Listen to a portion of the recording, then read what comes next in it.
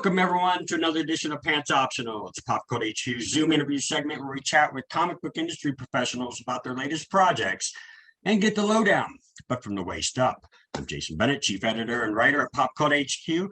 Today, I'm joined by an award-winning writing and directing husband and wife duo. He is a writer, director, and editor for both feature and broadcast television programs. She is a writer, director, and filmmaker who's regularly developing new projects that feature focus on complex characters for women. Together, they're now jumping into the crowdfunding pool by bringing their writing prowesses to the comic book medium with their debut issue of Shockheaded Peter. 58 pages of twisted fairy tale goodness being hailed as a crossbreed between Labyrinth and Nightmare on Elm Street, my favorite series growing up. Now live on Kickstarter through April 21st. Please welcome EB and Jess. Welcome. Hi, thank you. Yeah, definitely great to have you here. EB Kogan, Jessica Silvetti. First of all, I mentioned this prior to us recording, but congratulations to the two of you. Your campaign just launched earlier this week. By the time this gets published, it will have reached its funding goal because we're just, a couple $5 bills away from hitting it. Yeah. And Kickstarter also blessed you with the Projects We Love designation. So how's all that been? It sounds like it's been a crazy week for you. Yes, crazy. It has been a crazy week. I mean, it's been a ride. It's been fun and exciting, but crazy for sure. We hadn't really been involved with Kickstarter. We did something on a short film through Kickstarter 10 or 12 years ago? Yeah, definitely over a decade ago. So Kickstarter was a whole different beast back then. So even though we had an account, it's just basically it felt like going into the Metaverse is what it felt like. Yeah. Like we've watched projects and backed other projects, but been active with our own. It's been a long time. So so it's been a lot of work. Sure. It's the pandemic really blew up that like the comic book industry with canceling of conventions, signing appearances, publishing even, when distribution was down. So many people in the industry realized this was still this was kind of a new avenue to promote yourself and work towards self-publishing. And your project, Shockheaded Peter #1, which is part one of a planned 3-part horror fantasy graphic novel, is your take on Dr. Heinrich Hoffman's, I'm going to give this a try, Der Struwelpeter, or translated into Shockheaded Peter. Yeah. Can you share with the viewers a bit of Hoffman's tale and how it inspired your story? Yeah. So, our Shockheaded Peter is a cautionary tale about the harbinger of punishment who shows up in town and the young teenage girl who is disturbed by her desire to join his crusade. It is a reimagining of the original source material. It's my pronunciation. I may not be better than yours. It's Der Struwelpeter. And mine's awful, so I won't try it. I took French, so I don't know. We're Spanish speakers ourselves. Her more than me. But so the original source material was written in 1845 by a doctor who just wanted to have a better nighttime story for his kids. And I guess he had a twisted sense of humor because these stories are macabre and dark. They're just like 10 tales. It's like an anthology, basically. Just 10 little tales about, this kid didn't eat his soup. So, they refused him any food and he, grew skinny and died. It's really dark but fun. Yeah, I guess in a way, scaring children to behave well and act well. So that was the original source. I think the most notorious one is the little kid who kept on sucking his thumb and he wouldn't stop. So a tailor showed up and snipped off his thumbs. It sounds like that whole kind of period was like one big horror movie. Oh yeah, yeah. So we took a character from that book, Shockheaded Peter, or Struble Peter, who is the messy boy, the boy who never cleaned himself, the boy who never wanted to do anything, and his nails grew long and his hair grew all like shocked out and crazy. And we imagined this entire mythology about that one character as a grown-up, as an adult. Yeah. So as Ethan was saying, we just constructed this entire world around that character and then build on that, build new characters. We obviously pay homage to like some of the other characters in the tales, but we also built this brand new character named Ruby, who is our heroine of our Shockheaded Peter. So there is this really steep mythology that we built, but we're not going to show it all right now. We essentially drop the viewer into this fictional town of Winding Springs or the reader, through the eyes of teenage Ruby. And then she is going to experience Shockheaded Peter with the readers for the first time and go on this journey and what is happening. What is he doing? What is all of these crazy punishments, these weird vigilantism appearing in my town? Yeah, because we basically made him the harbinger of punishment. So this town is full of these wicked, terrible people. And one way we put it, it's almost as he becomes kind of like Ruby's deranged fairy godmother. That's why it's a twisted fairy tale with this horror fantasy feel. Yeah, that's crazy. Yeah, it's and real quick while I'm still thinking about it.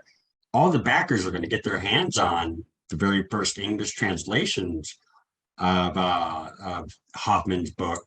Is that right? Is that like a digital version?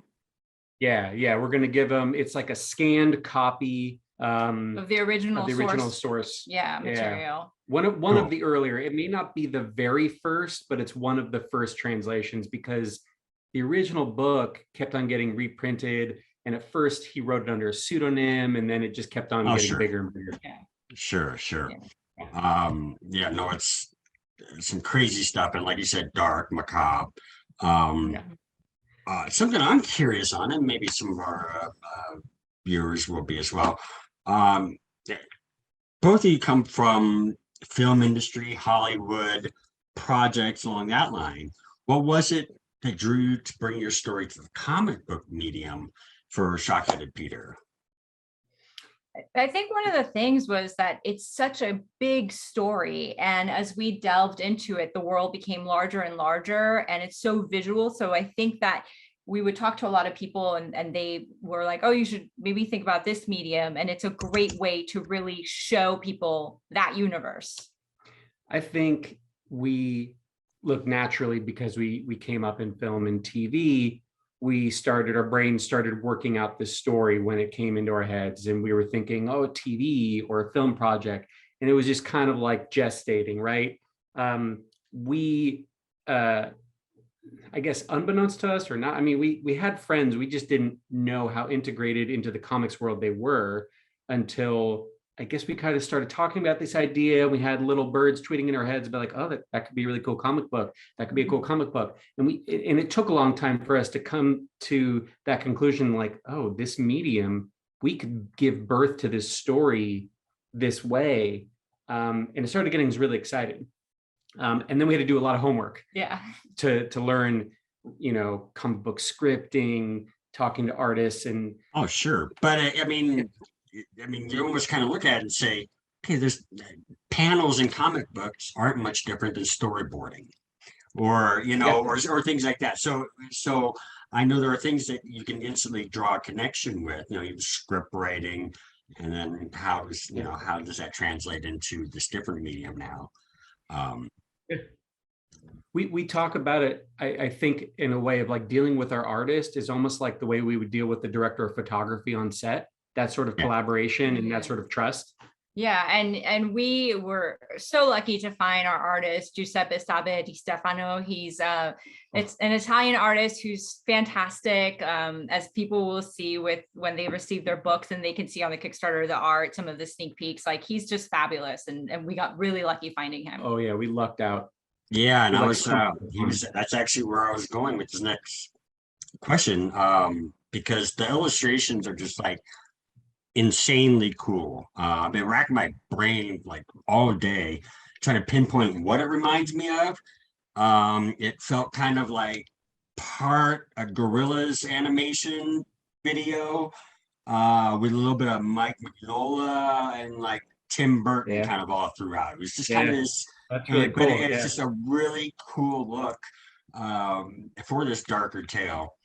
And yeah, so how did you connect with Giuseppe and realize that he was the right person and the right choice to illustrate Shockheaded Peter? So I think so one of my friends, our friends, Ryland Grant, who's been I've kind of heard of him. yeah, he's been one of our Obi-Wan Kenobis during this process. Um, and so he kind of pointed us to this Facebook group connecting comic books and writers. And so I'd been scrolling through there and you'd been scrolling through there, and we just kind of check in just to see if there's anything interesting. And this was while we were writing the script too, Yeah. right? We hadn't finished the script. So we weren't like in a rush. We were just poking around. And then Giuseppe posts something.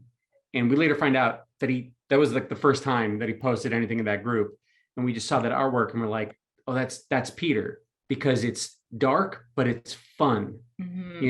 It's like, it's not like gory, but it's still kind of dark and twisted, but it still kind of makes you smile. Yeah.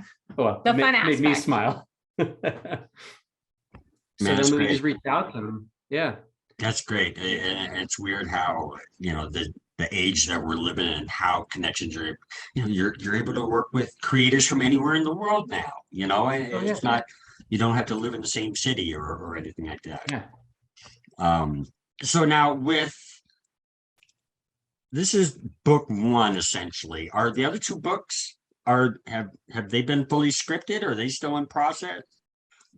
They're still in process. They're in process. Okay. I mean, we have the entire story arc like completely, jotted down everything. We have many books in mind, but yeah, like the actual scripting, like, we would hopefully, if this is successful, then we would get started this very year in the next book. Yeah, if we had our druthers, I think we would go at least 4 books, because we have story arcs for 4, meaning like several parts to each book, but we have 4 arcs that we know what's going to happen. Yeah, that's great. Tell us a little bit about the rewards you guys are offering with this campaign. I've seen a few variants. The Nightmare on Elm Street one is just stunning, but I've been a Fabio Alves fan since he teamed up with Ryland. And so crazy variants. You got like Garbage Pail Kids inspired trading cards, TikTok cavalcade commemorative ticket. I mean, just some wild dates here. What can people can expect for either different tiers or add-ons with all the extras that you're making available? So with our goal coming up, we're prepping some stretch goals right now as well. So initially, we have these amazing covers. Our artist Giuseppe did 2 fantastic covers. One is our main one, and he did this awesome painted cover with kind of these gory details in the bottom. You don't really realize, if you look at the bottom of the thing, it's like this grandfather clock, but there's like body parts strewn around it, and you don't really know what that is until you take a second look at it, because it's very pretty, and then you're like, okay. And then the amazing Nightmare on Elm Street variant, which people are going gaga over, which is really cool. The custom. We have a custom punishment. People can get Shockheaded Peter, obviously drawn by our artist, executing a punishment on themselves. So that's a fun one. And then the whole thing, the whole book, the whole idea is, there are some socio-political commentary underneath about terrible tyrants and vile villains of the world, the people who take advantage of all those people. I mean, this is our love letter to avenging all those people through Shock- Shockheaded yeah. Peter, As this vigilante, this twisted fairy godmother. So clearing up the streets of all those horrible villains. So as a tier, you can be punished by Peter. And wasn't there, that's, yeah.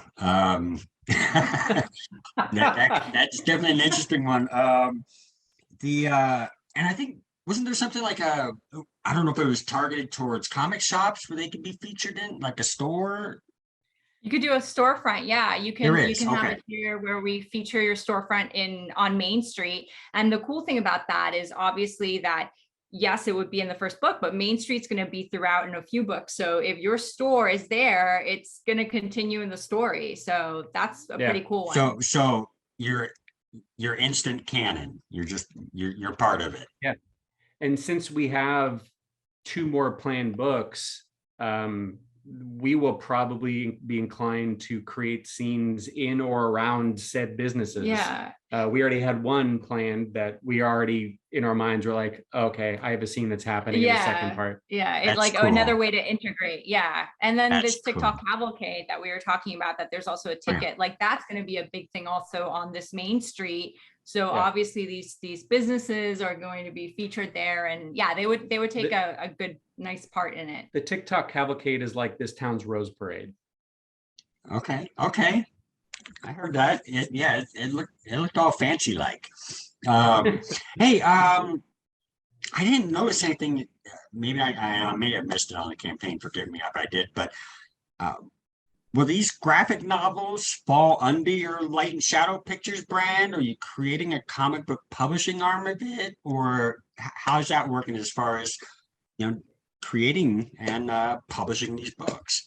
Yeah, we were talking about it if we go Light and Shadow Comics, but I don't know. We kind of, as of right now, we're kind of feeling, I mean, we have until the end of the month when we start printing these things. Right. But we were thinking that Light and Shadow Pictures does kind of have a broader appeal. Pictures can be It graphic can encompass novels. a few things. So Yeah, these are Films, picture yeah, books. and yeah, I mean, if anything, it would be just like to launch this ourselves. But yeah, we definitely wouldn't mind partnering up with someone larger, Yeah, I mean, Sure. if Image came calling and wanted to take on Peter, we might be obliged. Yeah, so definitely we're open to different possibilities, hopefully good opportunities. So thank you so much for taking the time to speak with me and Popcode HQ. Really excited about your project. Like I mentioned, Shockheaded Peter #1, currently on Kickstarter. And by the time of the airing of this video, it is fully funded and we're into stretch goals. And it's a project we love. But get on board. 58 pages of twisty fairy tale goodness coming from Ethan Kogan and Jessica Silvetti. EB, Jess, thank you so much. And can't wait to see book 2. Thank you so much.